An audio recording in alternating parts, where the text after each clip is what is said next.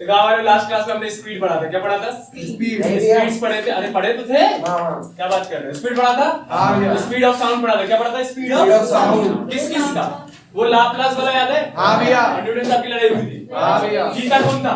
Laplace. कौन जीता था? Laplace. Final formula of speed of sound दिया गया था under root gamma p by rho, याद है? हाँ भैया। आया तो बोलिए under root gamma p by row.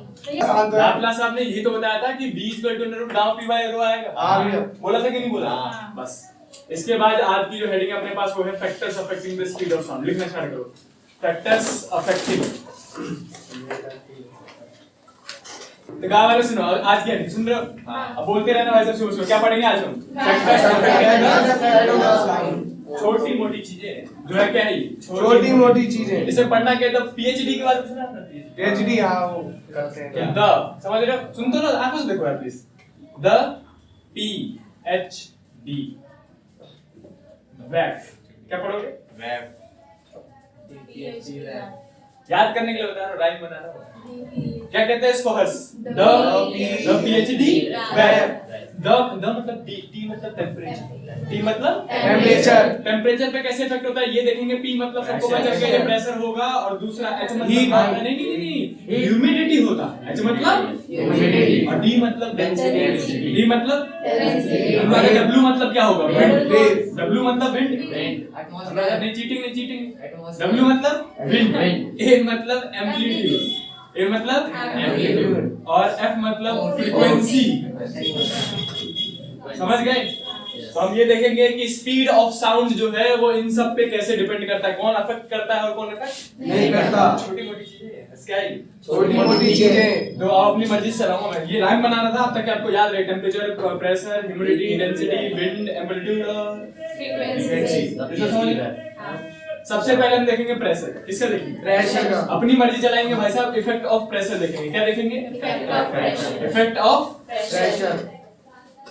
Pressure. अगर मैं पूछूं आपको बताओ वेलोसिटी का फॉर्मूला क्या था, आप बताओगे under root gamma p by rho. अभी तो लिखा था मैंने। फिर आप बोलोगे जो वेलोसिटी है वो जो है कैसे है? डायरेक्टली प्रोपोर्शनल टू रूट का पी है। बोलोगे? बोलोगे कि नहीं बोलोगे? सब बोल रहे हैं। सही बात। अगर आप इस फॉर्मूले पे गए तो आप गलत हो जाओगे, क्योंकि मैं यहाँ पे लिखना चाहता हूँ कि जो वेलोसिटी होता है, सुन रहे हो देखते रहना। Velocity is independent of pressure. सिर्फ टेम्परेचर और डेंसिटी पे डिपेंड करती है। नहीं वो तो छोड़ो, पहले ये तो सुनो। ये तो गलत हो गया। यहाँ पे P में मतलब प्रेशर आ रहा है और यहाँ पे मैं लिख रहा हूँ वेलोसिटी इज इंडिपेंडेंट।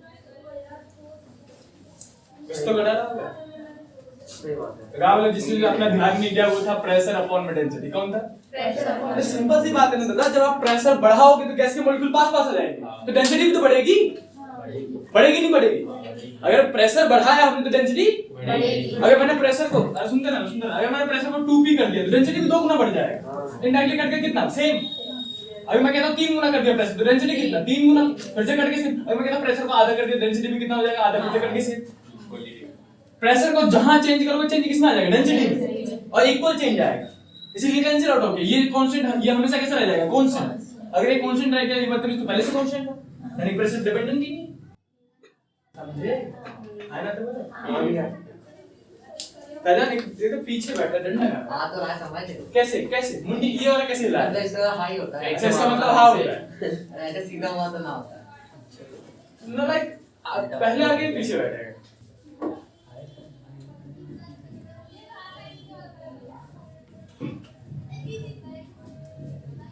भैया देख रहे हो यासीर? हमने बोला कि पहले हमने प्रेशर पढ़ा, फिर ह्यूमिडिटी को छोड़ा। नितिन किसको पढ़ रहे हो? डेंसिटी। तो इफेक्ट ऑफ डेंसिटी देखेंगे, फिर इफेक्ट ऑफ डेंसिटी देखेंगे। इफेक्ट ऑफ डेंसिटी किस पे इफेक्ट देख रहे हो?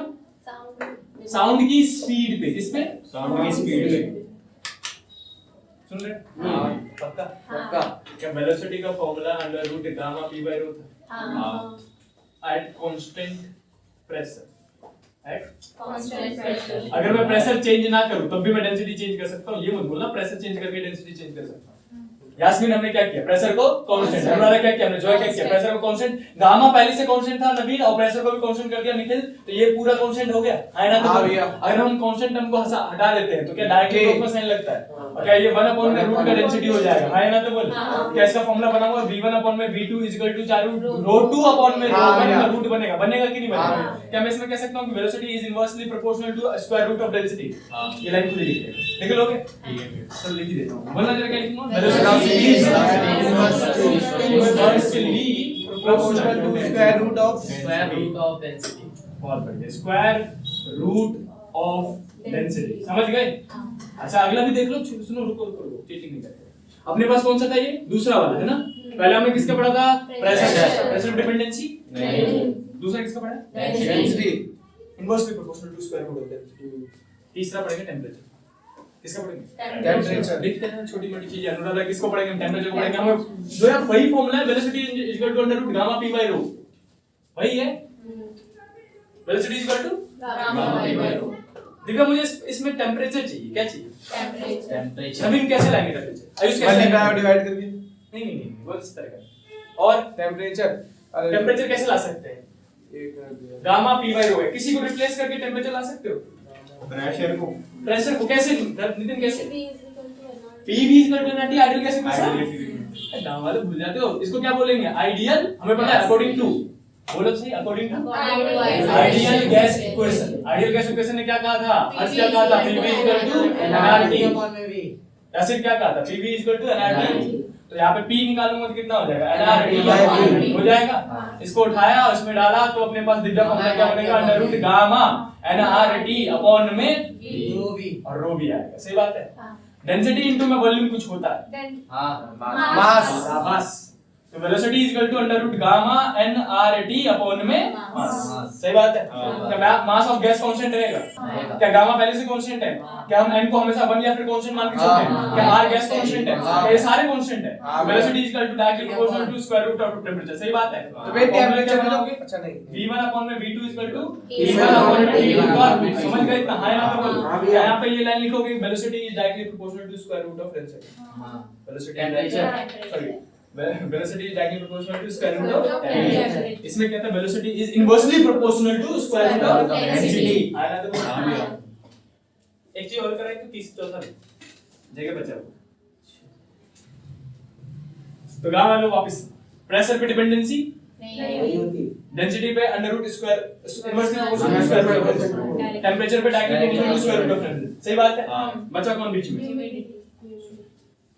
ह्यूमिडिटी मतलब पता है ना सबको, क्या होता है, नमी, शाबाश, चिपचिपापन चिपचिपा कैंसर पड़ा, amount of water containing air molecule है ना, उसी को कहते हैं, शाबाश। चलो याद करो। अच्छा एक चीज बता देता हूं पहले आपको, अगर मैं डेंसिटी की बात करूं, किसकी बात करूं, density of moist air, Nitin कौन सा है, moist air, density of moist air is 0.8 kg per meter cube, lump sum बता रहा हूं। और निखिल डेंसिटी की बात कर रहा है, किसकी बात कर रहा है, डेंसिटी ऑफ ड्राई एयर, कौन सा एयर, वो गर्मियों में लू नहीं चलता, that is 1.3 kg per meter। Density ज्यादा किसकी, यानी कि स्पीड ऑफ साउंड, देखते रहना स्पीड जो है, speed of sound in dry air is less than, क्योंकि डेंसिटी ज्यादा ना, डेंसिटी ज्यादा तो speed come, speed is less than the speed of, पता ना किसका, साउंड का, इन मॉइस्ट एयर, है ना। बोल सबको समझ में आ गया इतना शायद। विंड, तो इफेक्ट ऑफ विंड देखेंगे, क्या देखेंगे, इफेक्ट ऑफ विंड। अगर हम इफेक्ट ऑफ विंड की बात करते हैं तो मैं आपको आयुष 3 केसेस बताऊंगा, कितने केसेस बताऊंगा, 3। पहला मान लो कि अपना साउंड इधर की ओर जा रहा था, किधर की ओर जा रहा था, विद वेलोसिटी v1, कितना v1, और हवा भी इधर की ओर ही बहने लग गया विद वेलोसिटी v2। तो हम सबको पता है कि रिजल्टेंट वेलोसिटी जो निकाला जाता है, अगर दो वेक्टर सेम डायरेक्शन में हो तो सीधे सीधे v1 प्लस v2 कर देते हैं, हां ना। तो बोलो क्या स्पीड इंक्रीज हो जाएगी, होगी कि नहीं होगी, अगर दो वेलोसिटी सेम डायरेक्शन में हो, या सिर्फ दो वेलोसिटी सेम डायरेक्शन, तो पहले हम रिजल्टेंट कैसे निकालते हैं, ऐड करके। ऐड कर देते हैं। दूसरा केस, दिव्या अगर मैंने कहा कि हमारा साउंड इधर जा रहा था, जो है किधर जा रहा था, इधर, कितने वेलोसिटी से, हवा अपोजिट डायरेक्शन में बहने लगी, v2, तो रिजल्टेंट वेलोसिटी कैसे निकालेंगे? v नेट निकालेंगे, बड़ा वाला माइनस छोटा वाला। इस केस में डिक्रीज होना है, सब क्या होना है इसमें? सिंपल सी बात है ना, समझ गए ना? तीसरा केस, एट एन एंगल ले लो।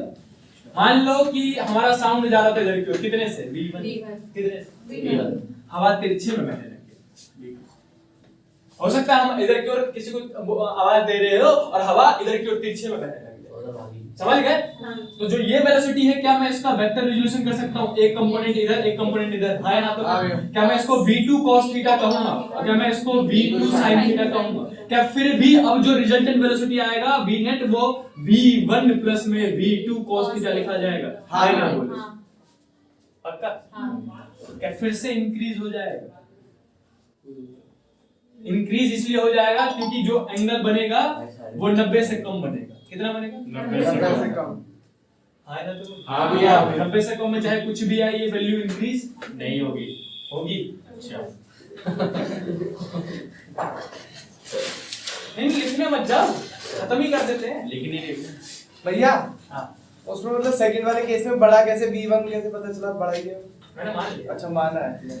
माइनस भैया अगर मेरी आवाज की स्पीड ज्यादा नहीं हुई और विंड की स्पीड ज्यादा हुई तो आवाज पहुंचेगी नहीं आगे, वापस ही लौट के आ जाएगी।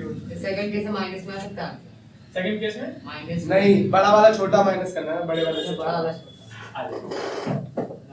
विंड हो गया अपने पास, और किसका हो गया? विंड का हो गया। अब बात करेंगे एम्पलीट्यूड। एम्पलीट्यूड किसकी बात करेंगे? एम्पलीट्यूड। एम्पलीट्यूड का कुछ भी नहीं होता, छोटी मोटी चीजें सीधे सीधे आंसर लिख रहा हूं। इंडिपेंडेंट होता है। कैसा होता है? Independent। कोई फर्क नहीं पड़ता कि साउंड की एम्पलीट्यूड क्या है।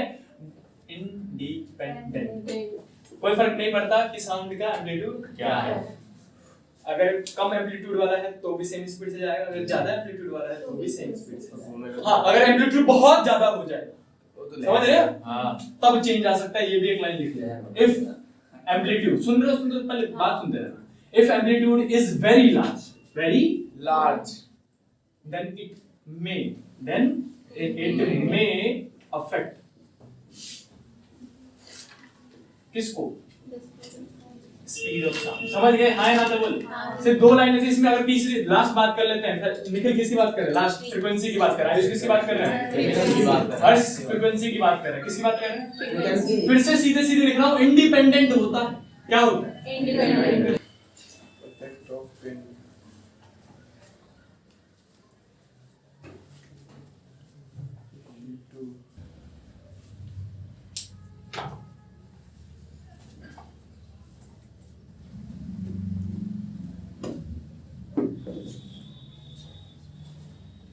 थ्योरी याद करने का सबसे बढ़िया तरीका है किसी दूसरे को एक्सप्लेन करना। फ्रीक्वेंसी लिखा अपना और कॉन्सेप्ट अच्छे से ग्रैब कर लेगा। सुन लो। अगर आप थ्योरी याद करना चाहते हो बेस्ट तरीके से तो किसी और को एक्सप्लेन करो, और अगर आप कॉन्सेप्ट बहुत तगड़ा करना चाहते हो तो क्वेश्चन प्रैक्टिस करो।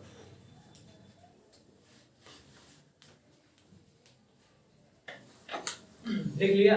हाँ भैया। कितने चीजें थी? 7 नाम कैसे याद रखोगे? द पीएचडी की PhD वेव। वालों प्रोग्रेसिव वेव। कौन सा wave? Progressive wave. Speed factors के बाद, किसके बाद? फैक्टर्स के बाद। अजान फैक्टर्स के बाद, फैक्टर सब फैक्टर्स के बाद। किसके बाद? फैक्टर्स के बाद। टॉपिक आता है अपने पास प्रोग्रेसिव वेव और प्लेन प्रोग्रेसिव हार्मोनिक वेव। कौन सा? प्रोग्रेसिव वेव और प्लेन हार्मोनिक वो बार बार मेरे को दे रहा है। देखना फोन है ना, बता देना किसी को। मजाक से लेते जाना ज्यादा। लेकिन कितने वेव? दो वेव है। एक का नाम प्रोग्रेसिव वेव, एक का नाम प्लेन प्रोग्रेसिव हार्मोनिक वेव। तो स्टैंडिंग वेव नाम की चीज सुनी है? नहीं। ये खड़ा वेव है ना? हाँ, ऐसे चल रहा हो यूं। ऐसे भी आता है। अभी बताऊं इसके बाद प्रिंसिपल ऑफ सुपरपोजिशन। इसका नेक्स्ट टॉपिक ये समझ आ जाएगा।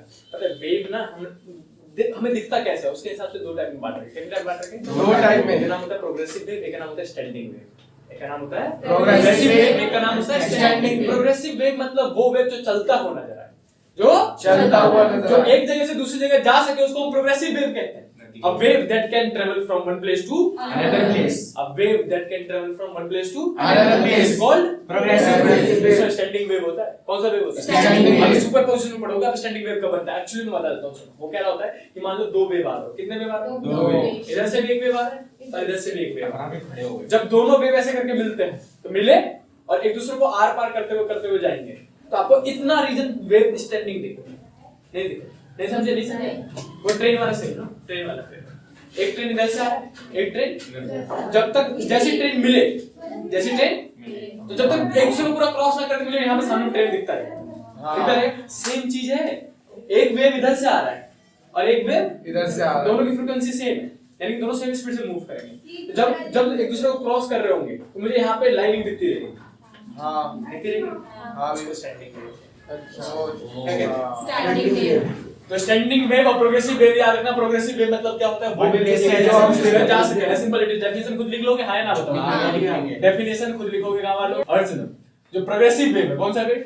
Progressive। प्रोग्रेसिव वेव गांव वालों कुछ भी हो सकता है। ये ट्रांसवर्स वेव भी प्रोग्रेसिव वेव हो सकता है और लॉन्गिट्यूडिनल वेव भी प्रोग्रेसिव वेव हो सकता है। दो छोटी मोटे पॉइंट है। कितने मोटे? छोटे पहला पॉइंट ये था कि प्रोग्रेसिव वेव होता है कि प्रोग्रेसिव वेव होता है जो कि एक जगह से दूसरी जगह जा सके। स्टैंडिंग वेव होता है जो कि हमें स्टैंड होता हुआ नजर आता है। समझ गए ना?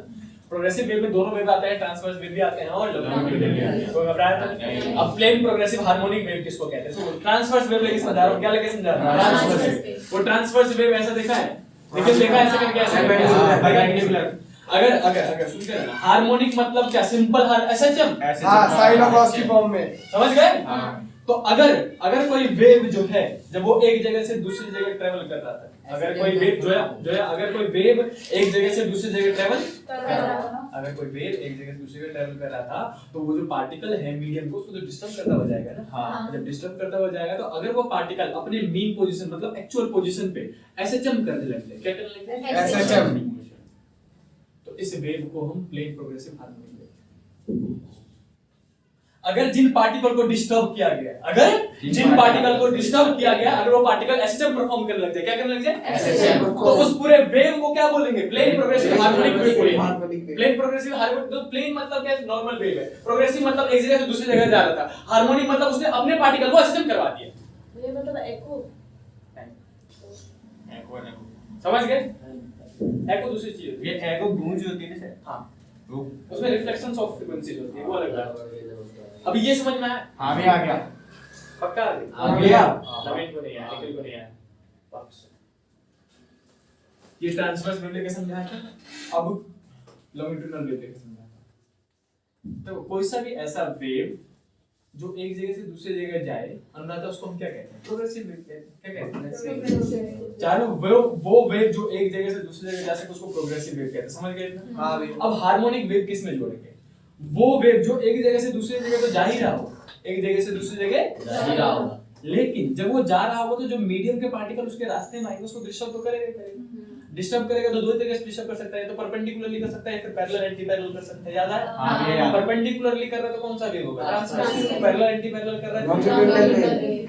अगर इसने परपेंडिकुलरली डिस्टर्ब किया और जिस पार्टिकल को डिस्टर्ब किया अगर वो एसएचएम परफॉर्म करने लग जाए, मतलब ऊपर जाए फिर नीचे जाए, फिर ऊपर जाए फिर नीचे जाए, रुके ही ना एसएचएम कर रहा है मस्त।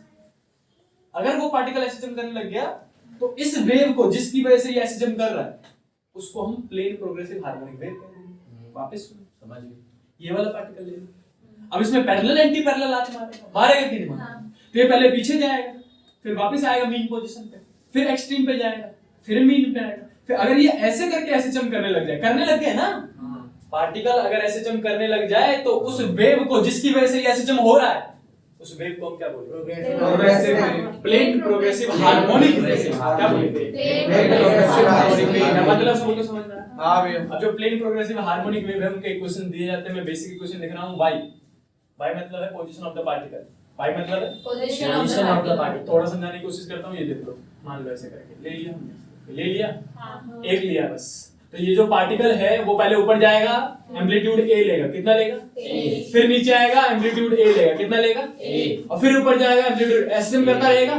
मान लो किसी भी इंस्टेंट पे मैंने इसको अनुराधा यहाँ पे रोक दिया, जैस्मिन कहाँ रोक दिया? यहाँ पे। तो मीन पोजीशन से लेके यहाँ तक के डिस्प्लेसमेंट को y कहेंगे। क्या कहेंगे? Y। y कहेंगे। तो इस y की इक्वेशन दी जाती है y a मतलब एम्पलीट्यूड, यहाँ पे साइन और cos में से कुछ भी आ सकता है ताकि मैं ये दिखा जा सके कि ऐसे जब हो रहा है। हाँ। क्या दिखा जा सके? ऐसे। और ब्रैकेट में लिखा जाता है omega t plus minus kx। क्या लिखा जाता है? Plus omega t minus kx। वापस लिखते हैं। तो वाला फार्मूला भैया उस वाले पोजीशन में सिर्फ पाई लिखते थे। y मतलब पोजीशन है, फाई भी लिखते थे, फाई नहीं लिख रहा हूँ। a मतलब क्या है बताते रहो। एम्पलीट्यूड ओमेगा मतलब एंगुलर मोमेंटम। बस फिर एंगुलर मोमेंटम पता नहीं क्या क्या जोड़ देते हैं। एंगुलर फ्रीक्वेंसी फॉर्मूला क्या था ओमेगा का? ओमेगा का था 2 पाई याद आया? इसी को 2 पाई हां बताया था कभी नहीं बताया तुमने? हाँ ये तो फॉर्मूले बताए थे। अच्छा बेसिक्स सुनो सुनो सुनो कैपिटल टी मतलब क्या होता है? Time period of one oscillation. One oscillation यानी कि एक बार पूरा चक्कर लगाने में कितना टाइम लगेगा? सही बात है। यहाँ पे स्मॉल टी आया है। कौन सा टी आया है? Small T. जो है स्मॉल टी मतलब होता है कि यहाँ से यहाँ जाने में कितना वक्त लगा। यहाँ से यहाँ, ठीक है। समझ रहे हो? हाँ। उसको लिख लिया के कौन constant. Constant B N angular momentum angular wave number कहते हैं। कुछ भी बोलते रहते हैं। क्या कहते हैं इसको? Angular wave number. क्या किसी ने केमिस्ट्री में वेव नंबर नाम की चीज पढ़ी है? नहीं अभी तो नहीं। नाम तो सुनाओ। अभी नहीं नाम पता सुना है। कल से। इसका नाम सुना है, बताओ हिस्ट्री ने पढ़ी। Wave number. क्या है? वेव नंबर को न्यू बार से डिनोट करते हैं हाँ, सुना है। और इसका फॉर्मूला होता है 1 बाय लैम्डा। किसने पढ़ा? किसने पढ़ा? ये चैप्टर 2 में है, चैप्टर 2 में। कौन से चैप्टर में है? नाम क्या है? हमें पढ़ा है वेव नंबर को डिनोट करते हैं किससे करते हैं? न्यू बार से। फॉर्मूला क्या होता है? 1 बाय लैम्डा। आया ना? तो एंगुलर वेव नंबर। कौन सा वेव नंबर? Angular wave. तो एंगुलर वेव नंबर को k से डिनोट करते हैं और लेकिन k का फॉर्मूला होता है 2 पाई से मल्टीप्लाई कर दो बस 1 बाय लैम्डा को। 1 बाय लैम्डा था, हाँ, इसी को किससे मल्टीप्लाई कर दो? 2 पाई से। तो जो k का फॉर्मूला बनता है वो बनता है 2 पाई बाय लैम्डा। अनुराधा क्या बनता है? 2 पाई। पाई। इसके बाद बात करने की चिंता मत करो। समझ गए? हाँ भैया। बचा कौन? x।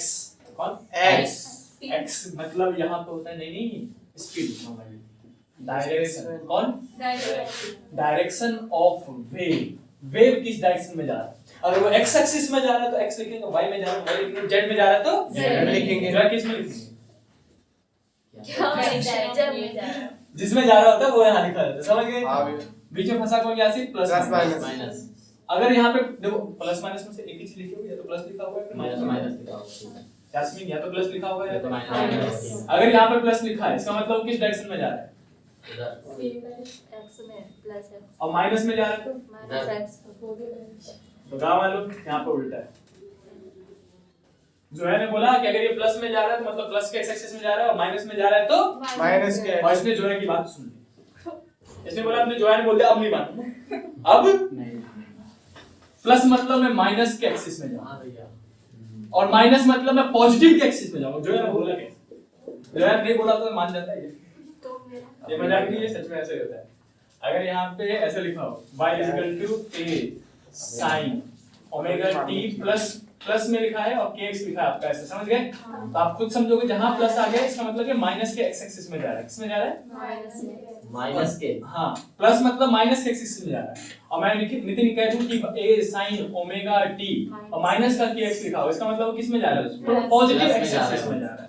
समझ गए? हाँ। पक्का? हाँ। चल लिख लो।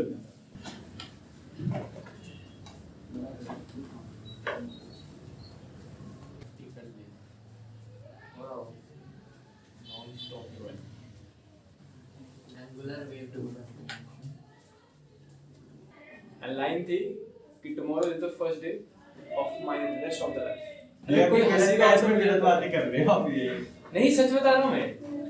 गलत मैच में नहीं, इंसान तो एक जैसे ही होते सारे। एक मिनट अरे या तो आपको इंग्लिश समझ नहीं आती। ये तो शांति सुन लो मेरी बात। सुना दिया मैं कह रहा हूं at night what we should think हां कि tomorrow is the first day for the rest of my life. मेरी बची हुई जिंदगी के लिए कल ही तो पहला दिन होगा। यार तो beside focusing on the past कि मैंने क्या किया, कहां तक पहुंचा, क्या हुआ मेरे साथ, ये वो हो गया वगैरह वगैरह वगैरह वगैरह nothing. So beside focusing on the past we should focus on the thing that कल से मेरे पास दिन है, कल मेरा पहला दिन है। कौन जानता है कि मैंने क्या किया है? हां क्या फर्क पड़ता है? नहीं, मैं मजाक नहीं कर रहा। पता है इस सिनारियो में जीना ना बहुत हार्ड होता है। मैं सीरियसली बता रहा हूँ, आप में से किसी की मतलब हार्डली कोई होगा जो इतना कंट्रोलेबल होगा कि जिसको पता होगा कि पास्ट को लेकर रोना नहीं है, ना फ्यूचर में जीना है। इनडायरेक्टली जीना का मतलब प्रेजेंट। आप हम जी कब रहे होते हैं, या तो पास्ट में या फिर फ्यूचर। अपनी प्रेजेंट की तबाही मचा रखी होती है हमने। हम ये देख रहे थे कि आज तक हमने क्या किया, अब ये तो नहीं हुआ, ये नहीं हुआ, उसने वो कर लिया वगैरह वगैरह वगैरह। और या फिर सपने देख रहे होते हैं कि कल ये करूंगा, कल वो करूंगा, ऐसा बनूंगा, ऐसा बनूंगा। जिस पे कंट्रोल नहीं है उस पे काम कर रहे होते हैं। बस are focusing on the day that you have.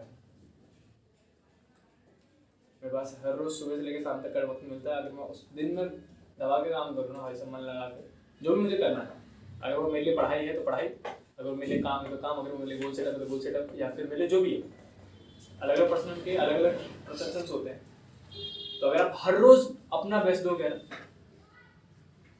the next day will be always better than your yesterday. इसलिए लाइन हिट करी गई थी।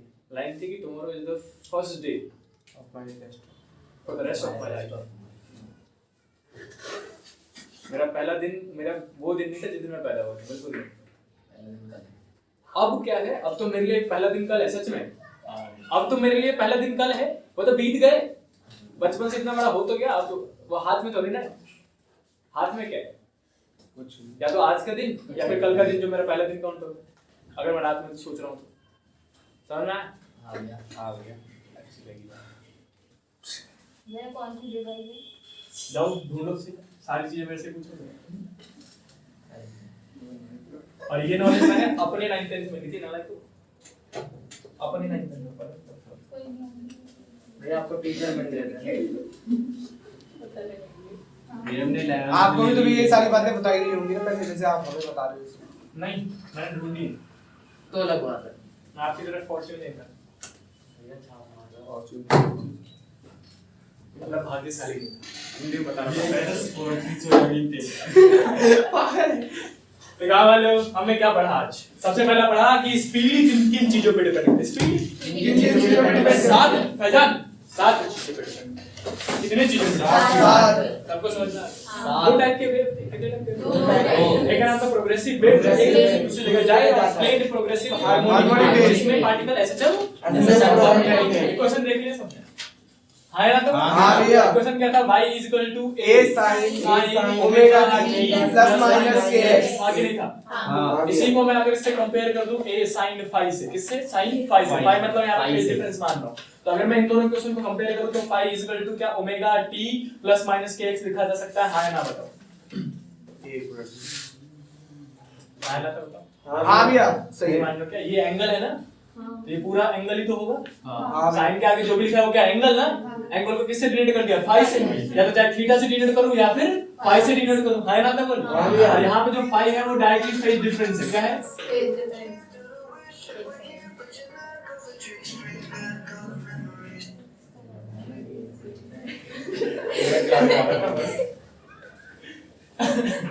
क्या मतलब फाई मतलब है फेज डिफरेंस। कौन है? फाई मतलब फेज डिफरेंस। अब देखो मुझे रिलेशन निकालना है। क्या निकालना है? रिलेशन। यहाँ से रिलेशन मतलब संबंध निकालना है। रिलेशन बिटवीन, सुन रहे हो? Phase difference, phase difference and time difference. Phase difference and time. Delta T है तो तब तो टाइम डिफरेंस। इन टाइम समझ रहे हो? दूसरा भी रिलेशन निकालना है। दिव्या दूसरा रिलेशन निकालना है। रिलेशन चारों relation between, Anuradha relation between phase difference delta phi and path difference delta x. Delta x मतलब पाथ डिफरेंस होता है। क्या होता है? ये अभी आ रहा है, जाएगा नहीं। 12वीं में बेवकूफ में वापस लौट के आएगा। ध्यान से पढ़ लेना। सुनो, अब निकालते कैसे इस वाले इक्वेशन से? कुछ नहीं करना होता। हमको पता है कि नवीन हमारे पास omega t plus minus kx है कि नहीं?